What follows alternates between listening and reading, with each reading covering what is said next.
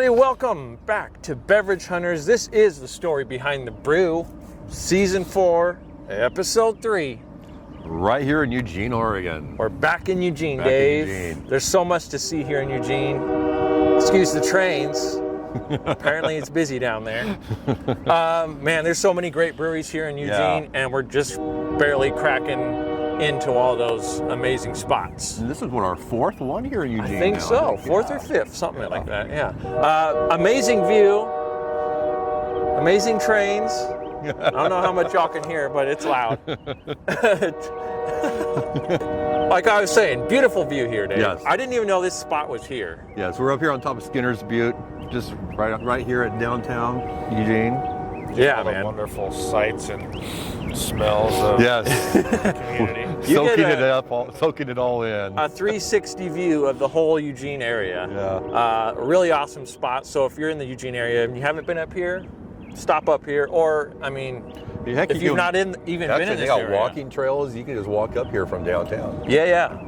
So park at Fifth Street Market and go for a nice walk up here. Right on. Yeah. And guys, today's brewery is Arable Brewing. Arable Brewing. They've only been open for a little over a year. I think they just had their 1 year anniversary just a couple weeks ago, which is kind of cool. Very cool. And we're going to go sit down with them, learn their story, and try some great beer. So Tim's here today. He's back in the Behind the Brews. He was the OG Everybody guy. Say hi to Tim. Hi, Tim. I don't know what to do with my hands. So, guys, we're excited. Let's go grab a beer. Let's learn some great stories of another great small brewery right here in Eugene, right here in Oregon. Yes. Let's go. Let's go.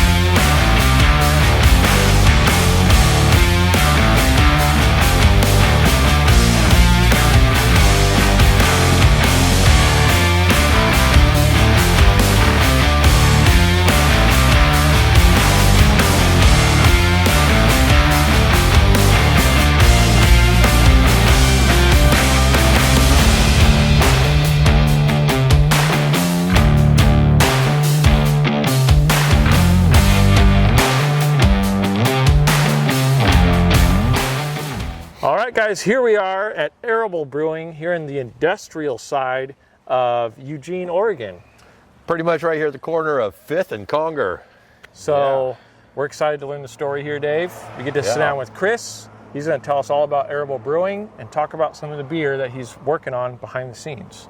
Sounds great. Sounds Should great. be good. Exciting to learn about a new brewery. I'm excited to do this. Yeah. Tim, welcome back. Too. Tim's making his intro back into the scene. I'll be here for this scene and later. You may never see him again. We don't know. So guys, like, subscribe, and grab yourself a cold beer. And if you're inside watching with us right now, thank you so much for watching. We'll see you in a few minutes. See ya. Let's go inside and learn the story, guys. Let's have a beer.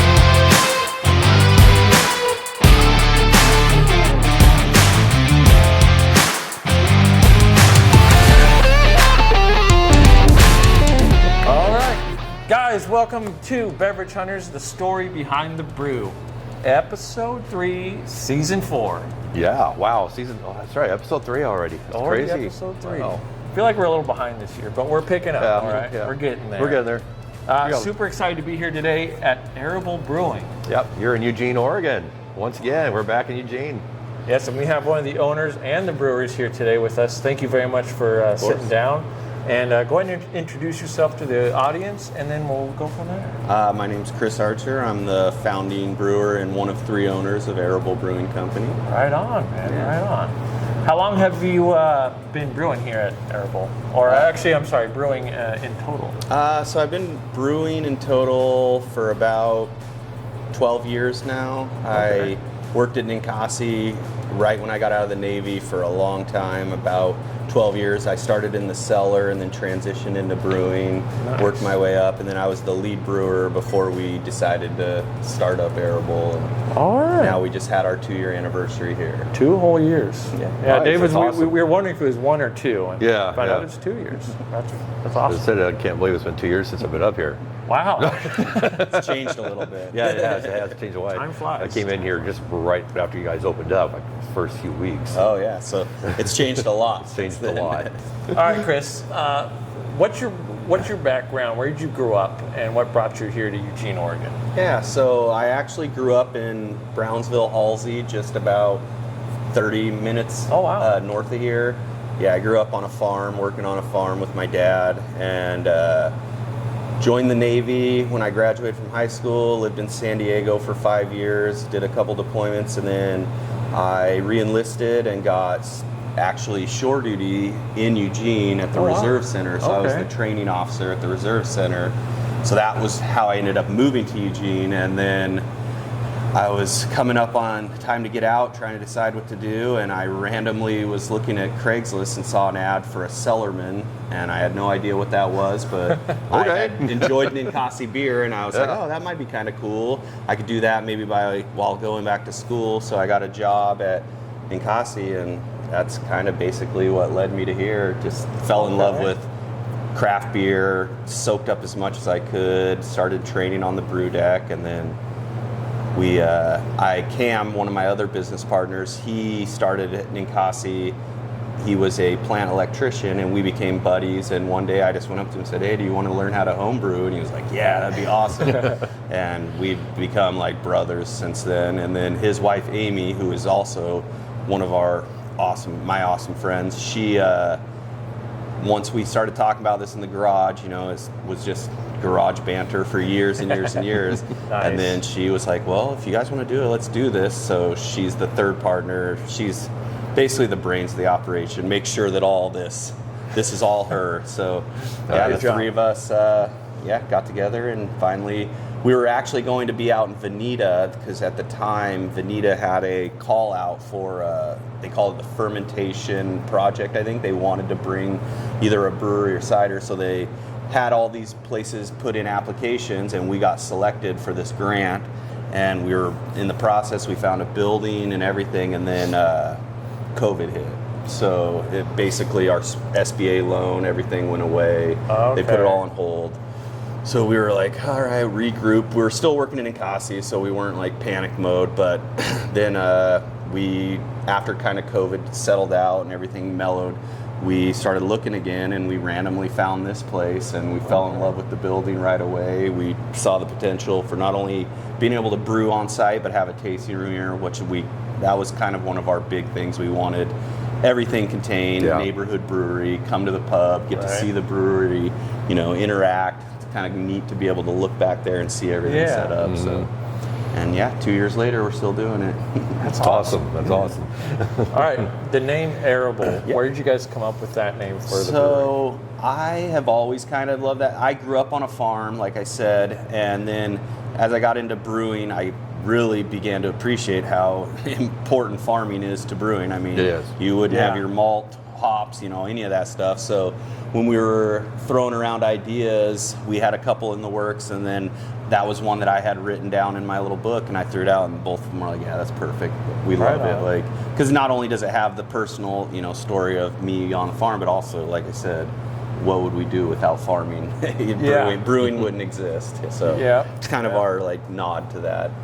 Right on. So yeah, you have it up on the wall there. What it means is it says arable of land used suitable for growing hops, acres of arable land.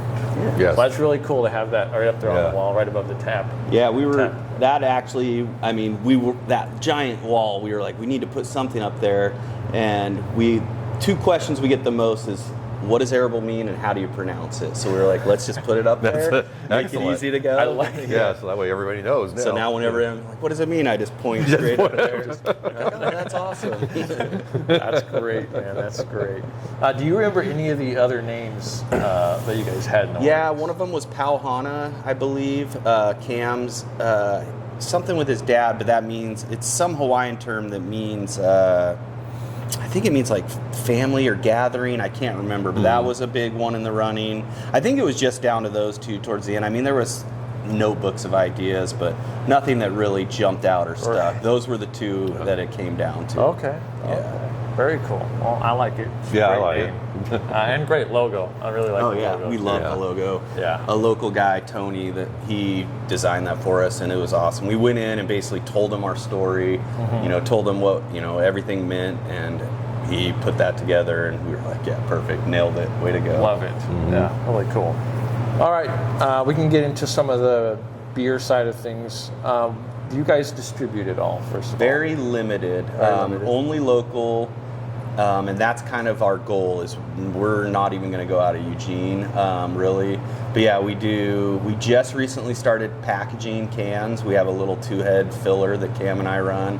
And so we'll put a little bit out in like the beer stein, the local beer bars, and we do put kegs out for like certain accounts like that, but most of it is on-prem. We want to encourage people to come to the brewery. We want that vibe, the local neighborhood brewery, but we have great friends in the neighborhood like Beer Stein, Kind Hop, a beer club, local beer bars, and then we did recently just get cans into market of choice. Okay. Just the Eugene market of choice. Yeah. All right, so very small distribution. Very small. Yeah. Self-distributing, right? Me or Cam or Amy drive it over in our cars. Yeah. That's awesome. That's something we've been seeing, a lot more lately, and which is great. Yeah. It makes you a destination. Exactly, does. and that's what we want. And those little small accounts help people find out about us, because we are in like a unique area, the industrial area of West Eugene. Yeah. There's not a lot out here, so our biggest thing that we deal with is just getting people here, knowing that we're here. Yeah, because so you're not over with the other breweries. Right. You're not down in walking distance. Like, you're not going to walk downtown and find us. So they have to want to come here. And so we've definitely found that it's beneficial to put a little bit of beer out there to help people learn about us to come here. For sure. Yeah. But yeah, it's a nice, quiet little spot as far as I can tell. It's a nice area. There's not a ton of people around, so it does make it a little more comfortable, in my opinion. Just driving in, I was like, oh, this is a nice little cozy spot. And we get that comment a lot. It's like how cozy, like how it feels like that neighborhood spot. It does. So people love that. Like coming in, kids are other than the lounge, it's kid friendly out here. People come here for after work to work on stuff. Like that's the vibe we wanted. Yeah. By the way, your little room in there is looking really nice. Oh man, you guys putting in some work in there. We were proud of that one. That was a team effort. Amy, like I said, she basically procured all of that furniture secondhand. So and then it used to be, I wish I would have taken before and after, but it was office spaces for whatever was here before us. And we ripped out all the walls, we tore out the carpet, had this nasty carpet, ripped it out, put on the flooring, painted it, put all that cool furniture. I always say it reminds me of like your grandma's living room, like that vibe with the old couch and stuff. Yeah. All right, and you guys have I know it's a little stage in there, so you guys do live music here as well? We actually do a lot of live music. We do live music out here, so we'll move that table. The stage in there is actually, we do comedy night once a month. Cool. A local comedy group, Lexi's Comedy Club, she does it all over town at these different venues, and she gets really good comics in here, and so we started doing that.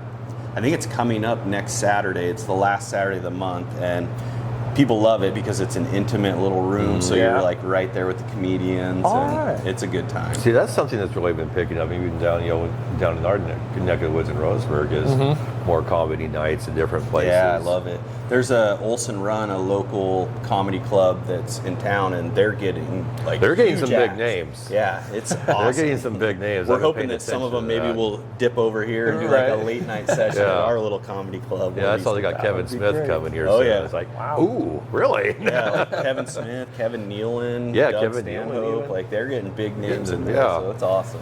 Yeah, Eugene and Oregon in itself is starting to pick up a lot in the comedy range. So keep an eye out. Yeah. Follow them on their social media. They'll be posting whatever's going on in that events and stuff.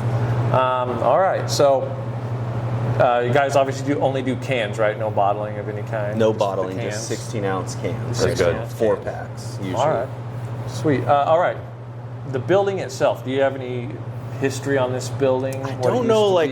I know before us it was Yellow Emperor, and they made like dietary supplements, like extracts and stuff like that.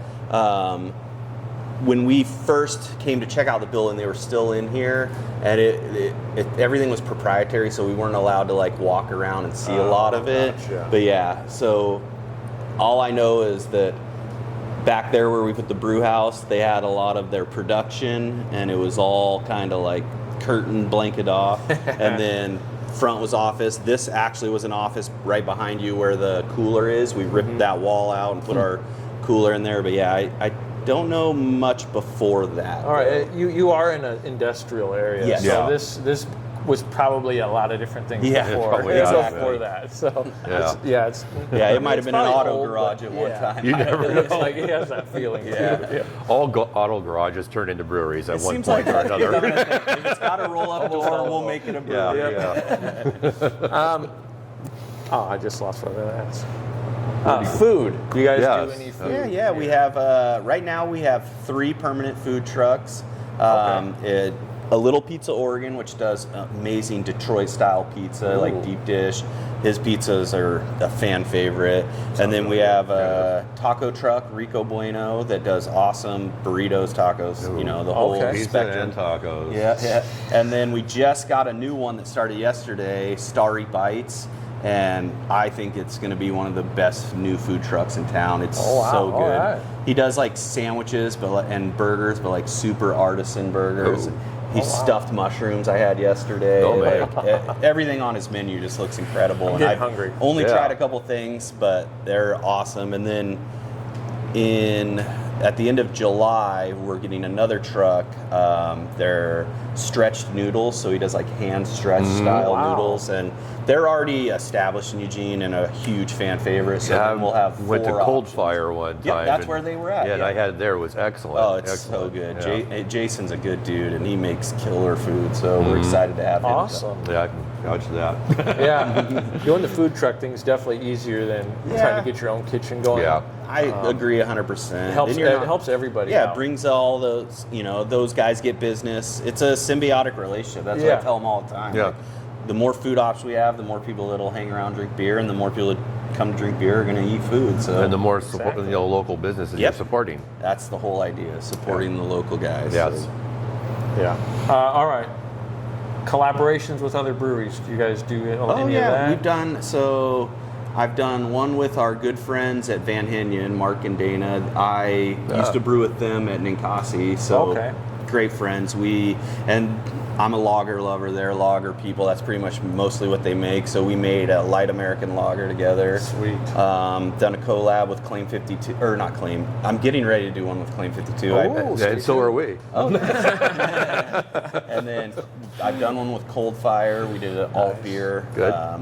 Those guys are great friends of ours too. And then I've also done a unique thing where I've done collabs with beer bars in town, like friends of mine. So like A Kind Hop is a beer bar. The owner, Nick and Zena, they're really good friends of mine. And Nick's a Raiders fan. I'm a Raiders fan. So we did Just Win Hazy, and it was so popular that we brought it back the second year, and we're getting ready to brew it again for the third year, right at the Hazy kickoff sounds of amazing. football.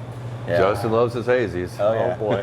Well, I have one. I mean, I do 36 Chambers of Hazy series because I'm a Wu-Tang fan and a Kung Fu movie fan. So I'm on 6 chamber right now. Got 30 more to go. Oh boy. Each one is totally different. Fun. Nice. So, Fun. yes, That's fun. awesome. That's awesome. All right. Well, all this beer talk, I think it's time to go over to the brewing side of things. Yeah. And talk beer. So stay tuned. Let's head over there.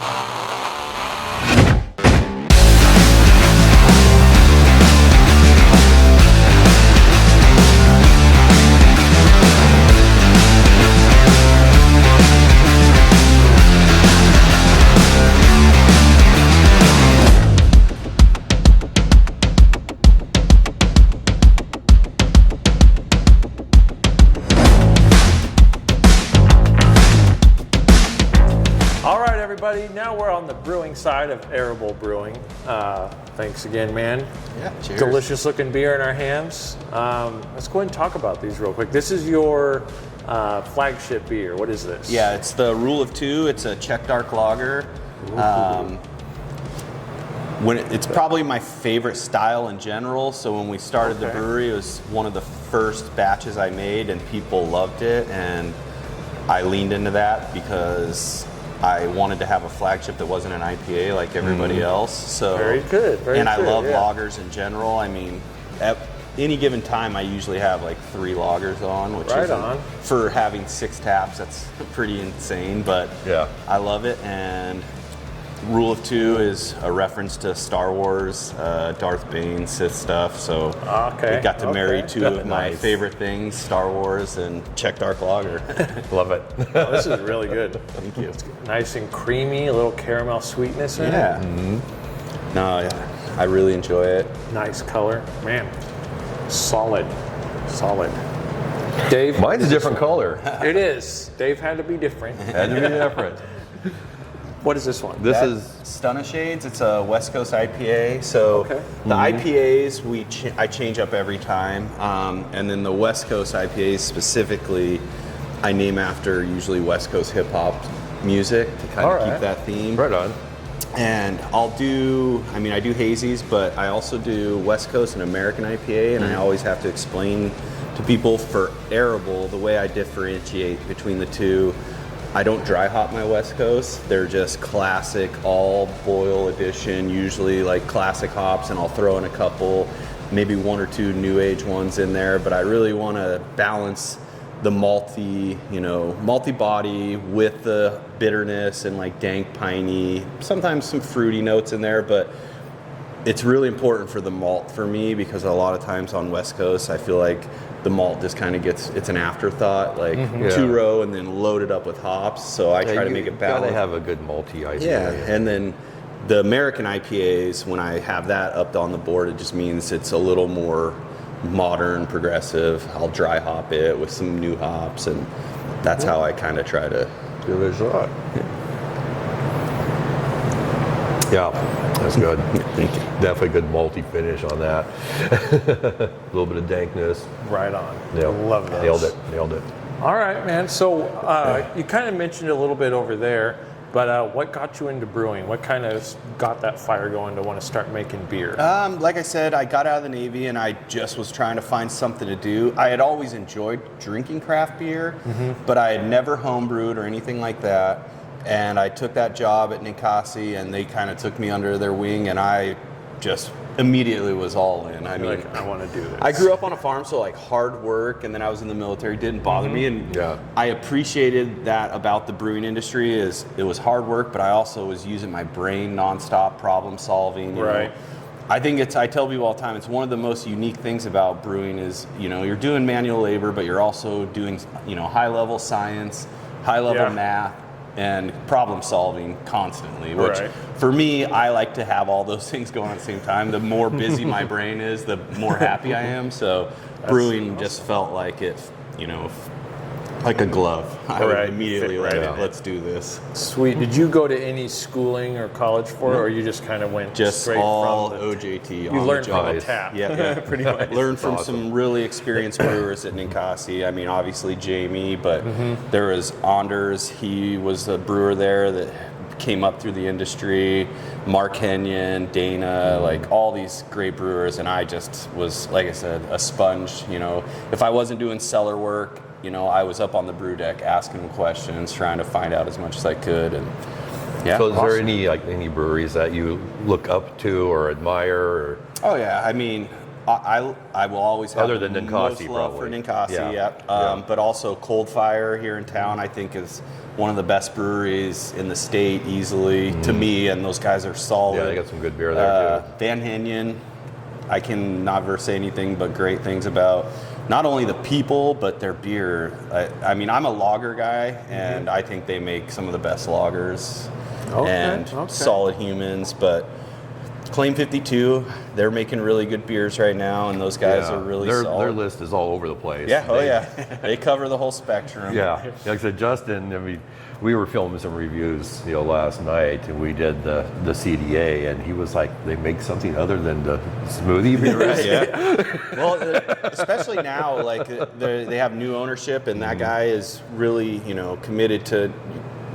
He's going to make those beers, but they're going to make their portfolio has expanded, and they're making beers like CDAs and saisons and crushing them. They're really well done. And they're barrel aging. Their barrel aged stouts are phenomenal. Yeah. Do you guys do any barrel aging? We're getting ready to do our first barrel aged beer. That's exciting. Yeah, that's exciting. I've done an imperial stout, and I did it with some coffee, and people loved it. And then we just got our first oak barrel, bourbon barrel. Oh yeah. And boy. Yeah, from our friends at Ale Song, another brewery that I have. A wonderful brewery, yes. I mean, Dave's world-class beers. Like they're and those guys are super solid. They've helped us out many times too. Again, speaking to how I love the craft beer because it's collaborative. There's no like, oh, you're taking away from ours. So no, I can reach out to those guys, and they'll be like, Ale Song is one of those breweries. They're in a league all by themselves. For what they do. For those styles, I think they're doing it better than easily better than anybody in Oregon. But I mean, they're winning, you know, World Beer Cup medals for their beer. When they won, you know, Great American Beer Fest this last year, I think best small brewery. Oh yeah, they've done it so, and the Oregon Beer Awards, they're always cleaning up there, and they're just super great guys too. Matt and Doug, and you know, those guys are awesome. So stay tuned to the channel because we plan on filming with them and learning their stories. So you don't want to miss that. It's gonna be a fun episode. It will be. All right. What? How many beers do you keep on tap, and how many beers do you usually keep brewing in the spec room? Yeah, so we keep 6 on at all times. We might expand that at some point because there is some times where I could have an extra beer, and we did get a little cooler, but for the most part, always 6. This is currently, the Rule of 2 is our only flagship, so it's the only beer that's always on. We might expand and have a second beer. Our Premium American Lager has become another huge fan favorite, which for me as a lager guy warms my heart. That's great. Those are the 2 beers people are, I mean, the IPAs definitely, you know, they'll move, but to see those 2 beers be like fan favorites that keep getting asked to come back makes me really happy. But other than that, the other 4 I kind of rotate all the time. IPAs are never the same, really. I'm always doing either a different West Coast, a different hazy, or an American IPA, and then I'll throw in like the Grisette that's like randomly. Like I like to do Belgian beers too. Oh, sweet. Awesome. My favorite style before I started this brewery was saisons, like Belgian saisons, French saison, and then I brewed this Grisette, which is, I kind of describe it as like a table saison. It's like a small, low ABV saison. I was going to say, I've never heard of a Grisette. Yeah, Grisette. What is that? It's basically a Belgian beer fermented just like with saison yeast, but it's low ABV. Okay. A little more, I keep the temp a little lower, so it's a little more subtle on like the phenolic notes, but they're definitely there. But it's just a super crushable, easy drinking Belgian beer.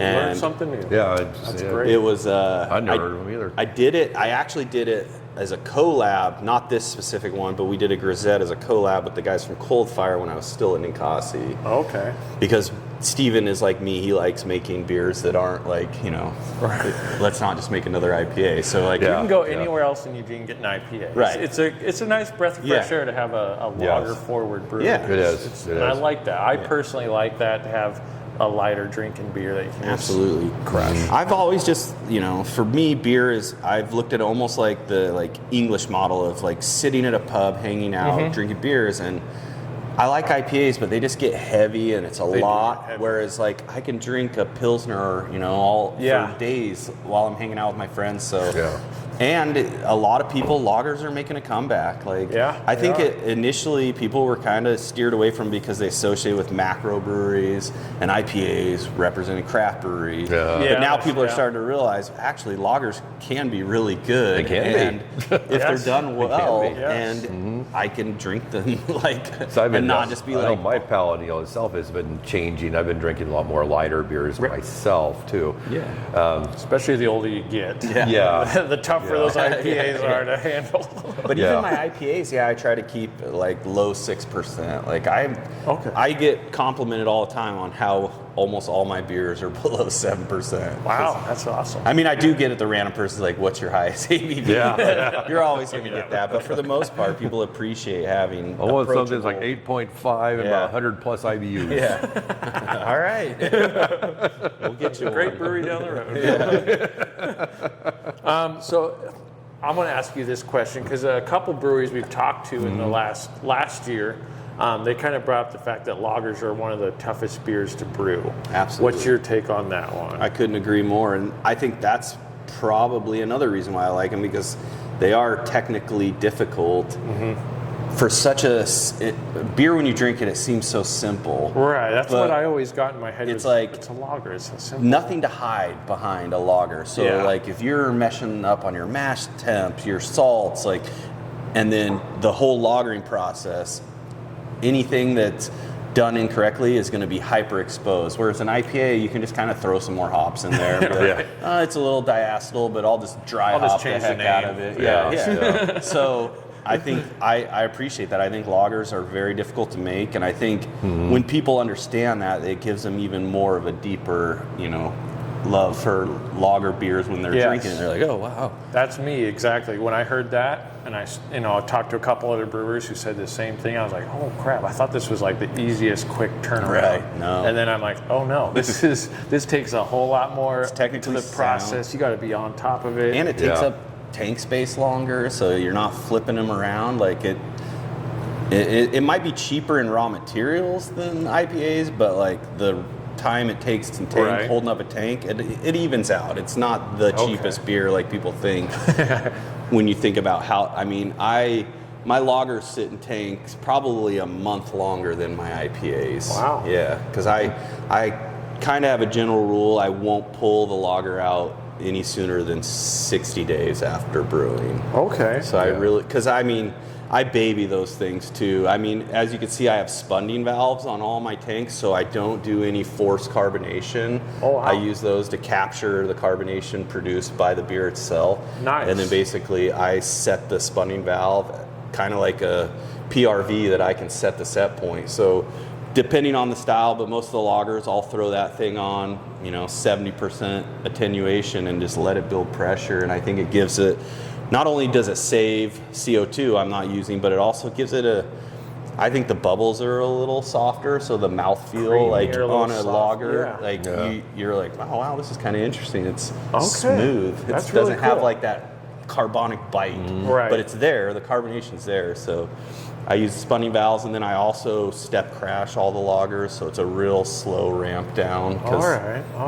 I think all those things matter. I think the yeast is so. I appreciate that, and we get that.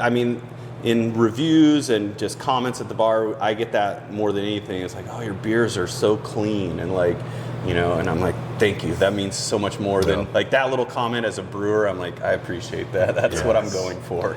Yeah, because as a West Coast IPA, this is perfect. This is great. Yeah, this one alone is just a nice. I appreciate it. It's very good. So guys, stop in here, come on down, grab yourself a nice cold beer, enjoy this area. It's beautiful, and he puts a lot of time and passion into these, and it shows in the product itself. I appreciate it. This is my first time trying any of your beer, by the way. Oh, thank you. So, we're going to do a flight video here in a minute, so you guys will have already seen that. I'm excited to try all the beers and see what each one is flavored for. It's one of our things we love to do, so I'm excited to try all of them. Awesome, yeah. All right, so But before you got into the brewing scene, what beer really stood out to you that was like, I want to make that beer? Like, do you have a beer in mind that you tasted for the first time? You're like, man, I want to make that. Yeah, I mean, so there's probably a couple.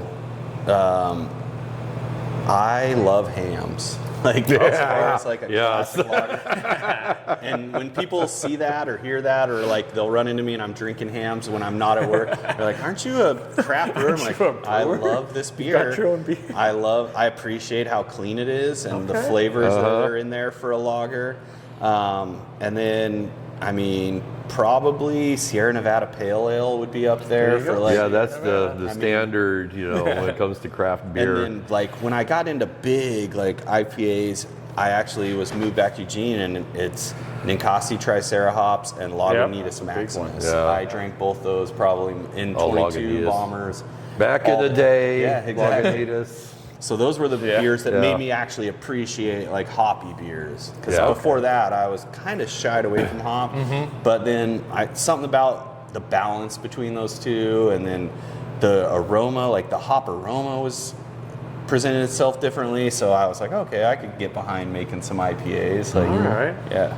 Very cool. See, it's funny you mentioned hams because we filmed, me and Cheyenne, or female member of our group, we filmed a a comparison video actually. I had some hams. So I had Pounder of hams and we had some Coors Banquet.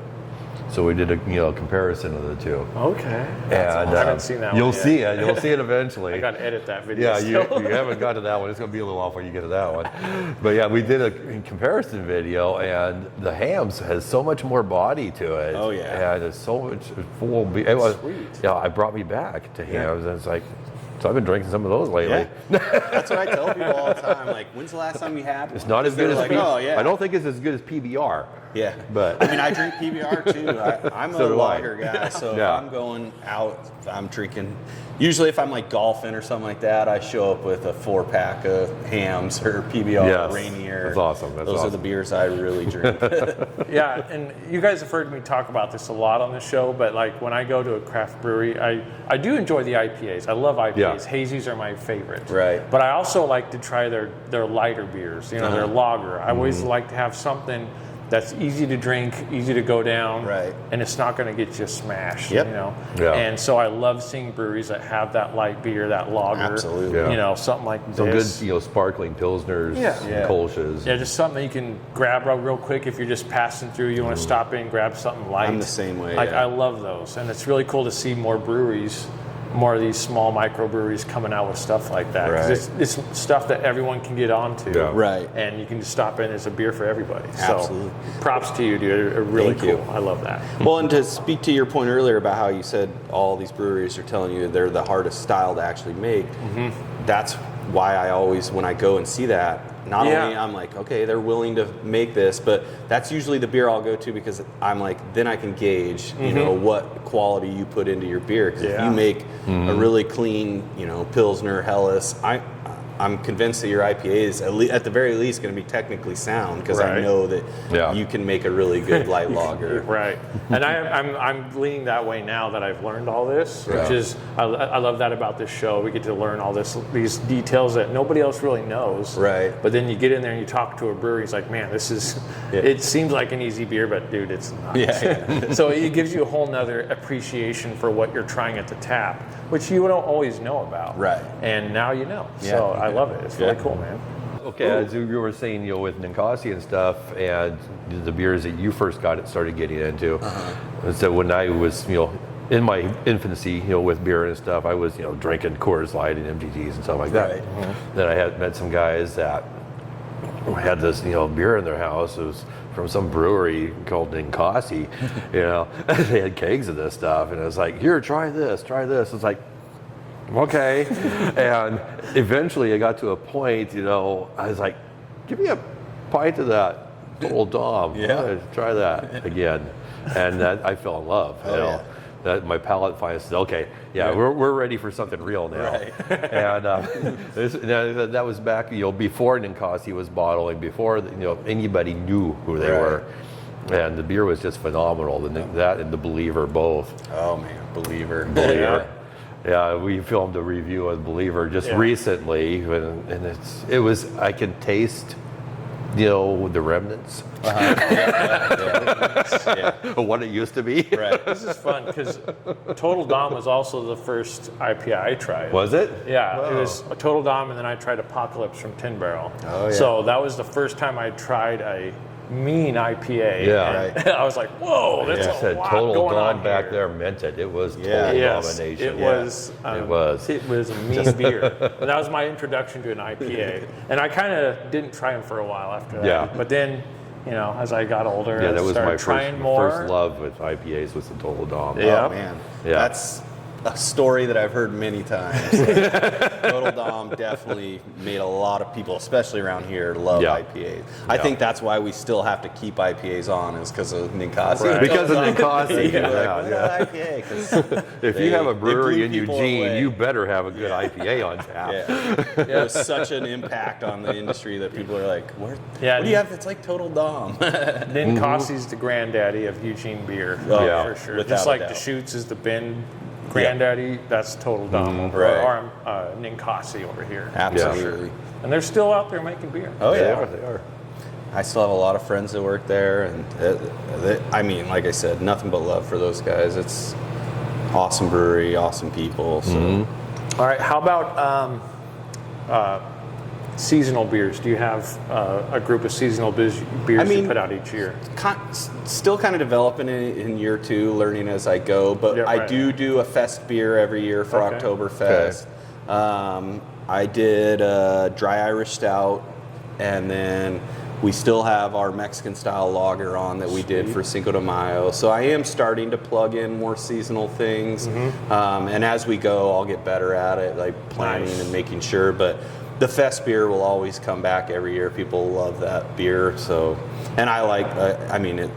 Not only is it a seasonal beer, but it's a lager. So I'm happy to do it. Yeah, for sure. Like, do you have any good CDAs or anything coming up for like holiday seasons? I haven't done any yet, but we're talking about doing one for this season. And we've done a porter before for going into like fall and stuff. Yeah. So yeah, just learning how to manage that timeline and get things in where they're supposed to be getting in. And just, my two partners kind of give me free reign. So like scheduling beers, sometimes I get excited about beers and look less at like, all right, what's coming up that I need to do? I'm just like, I really want to make this beer right now. So people will come in and be like, this isn't really the season for it, but it's a good beer. Right.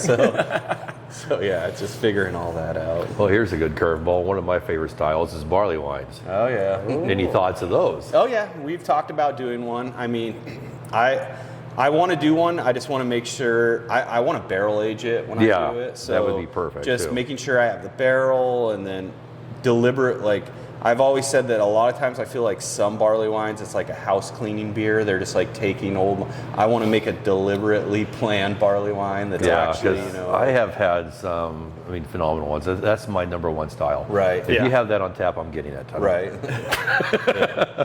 But I've had some that were just crap. Yeah. And it's all on the show, so go watch the flight. I think the big brewery. Yeah, we check out that big brewery, and they're great barley wine. We won't name anybody. We'll tell you after this. Yeah. I think that's my apprehension to making them, is because I've had probably more that weren't good than I've had that are good. So I've always associated them with just like a throwaway beer. But I've had some that were really good. And I'm like, okay, so if you actually sit down and deliberately brew a good barley wine, it can be a good beer. You can Well, be. just from our conversation today, I think you'll do a really good job on it. I think appreciate you'll that. put in I know a lot of hard work. And At you'll make home that in my amazing. personal collection, I do have Sierra Nevada's Bigfoot. Ooh, man.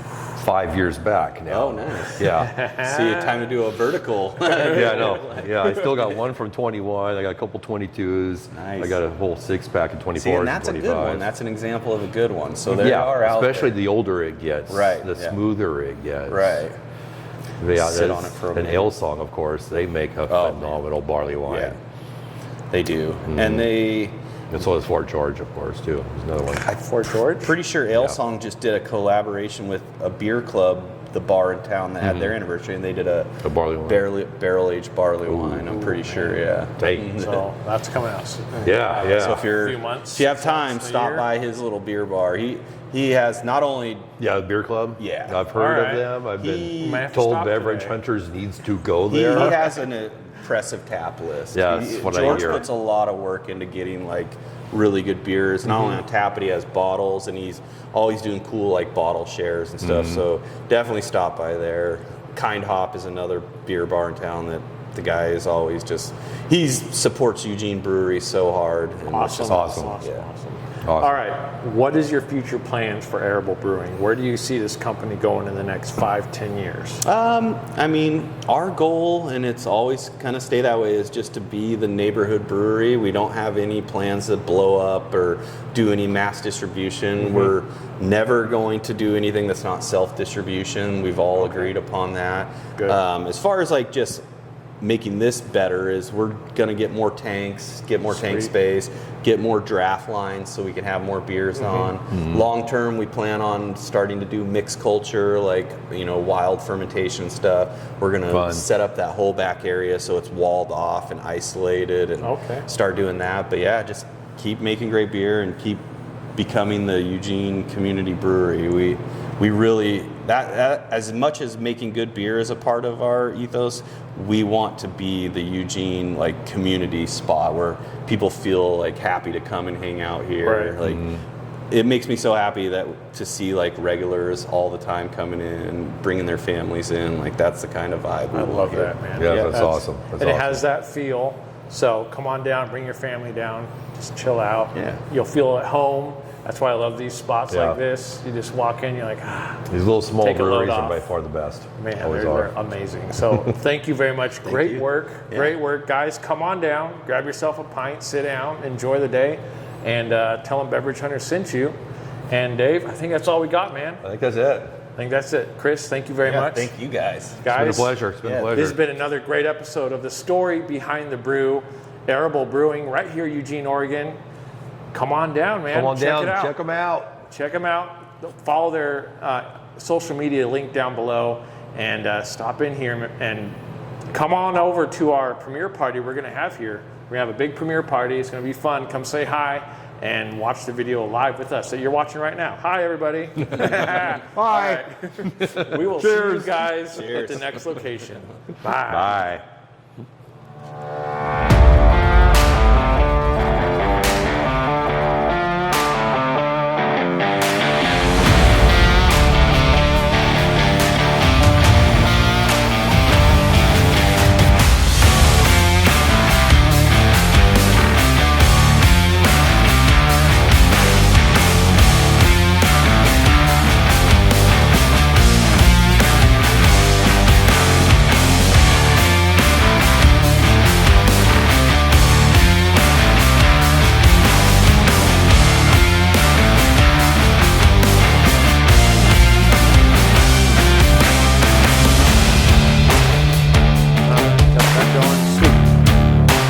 Dude, what's going on, man?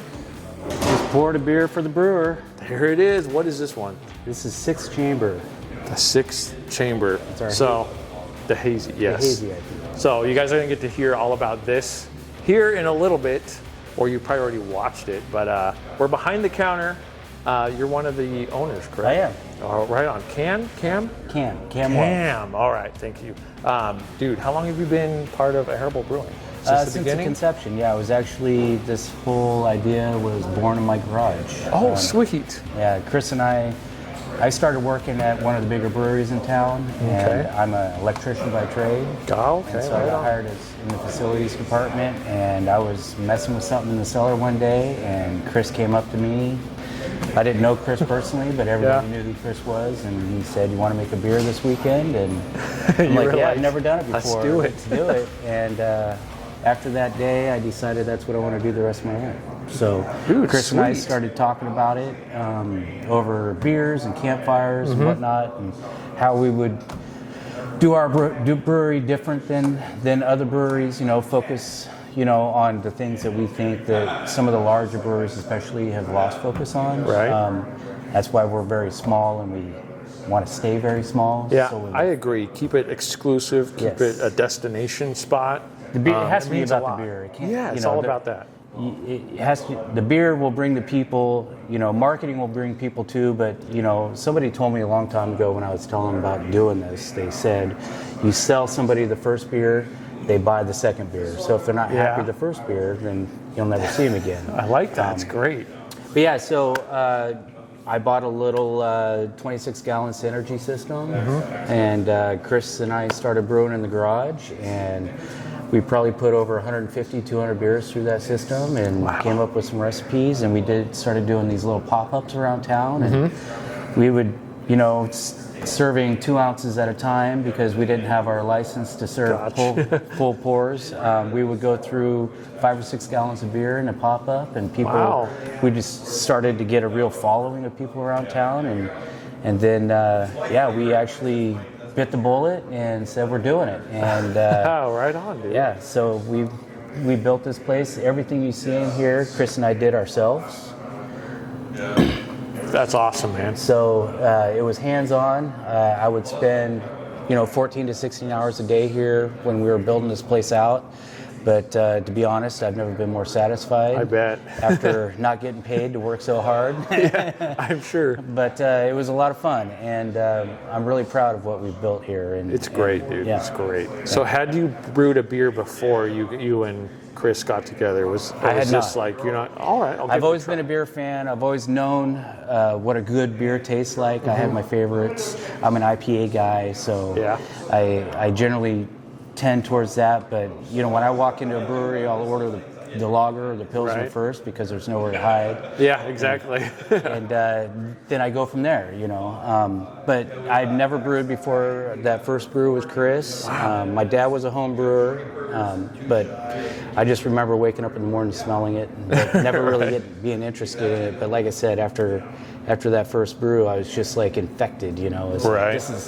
this is so awesome, because it's got everything I want. It's got, I like following recipes. I like being very concise about things. I like the labor behind it, all the work that goes on behind it, the science that goes into it. It just checked a lot of boxes for me. So Yeah. that's when I fell in love. Man, well, it shows. So both of you guys came out of nowhere, learned yourself, learned how to brew beer, and now you're making some of the best beer around. Yes. I mean, you guys have some amazing products. Thank you. Stay tuned for the flight video. You've already seen it, but just a great selection of products. And you guys self-taught. Yes. And that's really cool. I think Yep. this is the first brew we've talked to that's all been self-taught. We're not investors. Not investors. We're not trying to Not get bought. rich. We're not bought. We don't have investors. It's me, my wife, and Chris that own the whole thing. We run the whole thing. Like I said, we don't want to get rich. We just want to get comfortable, and we want Right. to make sure to stay a cool neighborhood brewery and make sure love that it. patrons are happy. I love it. So guys, come on down, say hi, grab yourself some beer, support local, drink local. Yes. And I mean, dude, you can't go wrong with this spot. This is some amazing stuff. Yes. So good job, dude. Thank Appreciate it. And I'm looking forward to seeing what else you guys come out with. Cheers. All right, guys, behind the counter, one of the owners. It's time to go. Get out of here. Bye.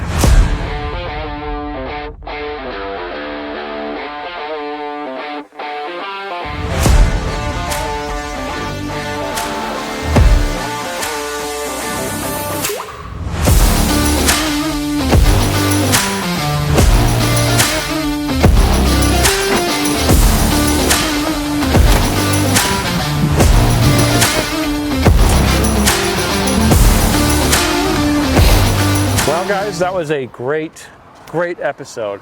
We learned a lot of cool stuff. Really cool to hear his passion and love that he puts into this beer and into this building. It's a really cool spot. Yeah. Another great small local brewery. Absolutely love these guys. Got some amazing beers. Yeah, Yes. it's tucked away. You got to find them, but once you do, it's definitely worth it. So Yeah. Worth a stop. So, guys, come on in, grab yourself a cold beer, tell them Beverage Hunter sent you. Enjoy this episode, and we will see you next time. Who knows where we're going to be? Who knows? Might be a brewery knows? near you. We'll see you later. Bye. Bye.